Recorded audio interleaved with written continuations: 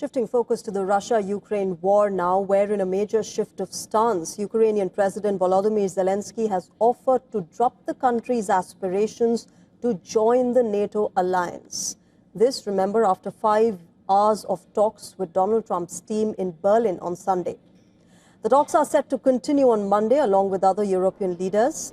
Trump's envoy, Steve Witkoff, released a readout of the talks and said that they had made a lot of progress as his and Trump's son-in-law, Jared Kushner, met with Zelensky, though full details were not revealed. The negotiations were hosted by German Chancellor Friedrich Merz, who, according to reports, made brief remarks before leaving the two sides to negotiate.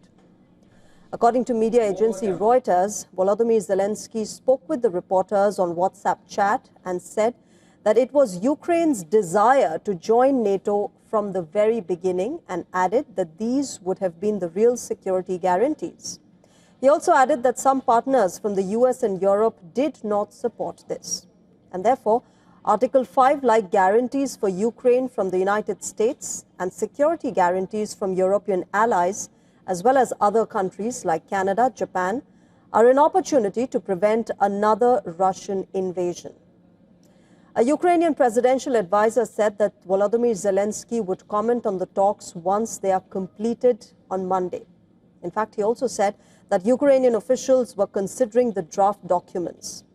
As of Sunday evening, neither the Ukrainian nor American side gave any press statements following the talks. Meanwhile, French President Emmanuel Macron also spoke with Zelensky on Sunday and said that Americans, Europeans, and Ukrainians only seek peace. He said that Ukraine stands strong as Russia continues its war of aggression. Macron thanked the negotiators and said that France will remain at Ukraine's side to build a robust and lasting peace that can guarantee Ukraine's security and sovereignty.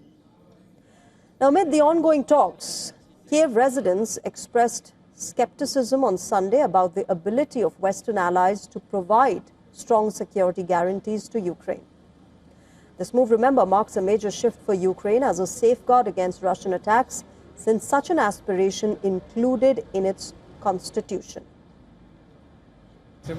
Whether we join or not join NATO, I think nothing will change, because we are already defending ourselves with our own forces, even without NATO. And when NATO itself was attacked, they did nothing. So I thank God that we are a large and strong country. The peace talks in Berlin are being held under tight security in the Chancellery. Extensive measures have been implemented, with snipers, anti-drone rifles, and electronic warfare systems being deployed. German leader Friedrich Merz is due to host a dinner with Zelensky, NATO chief, and a group of European leaders.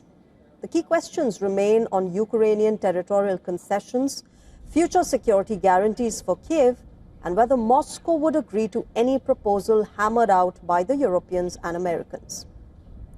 American President Donald Trump, remember, has pushed for an end to the almost 4-year-old war, but Kiev and its allies in Europe are at odds to prevent any settlement that would strongly favor Russia.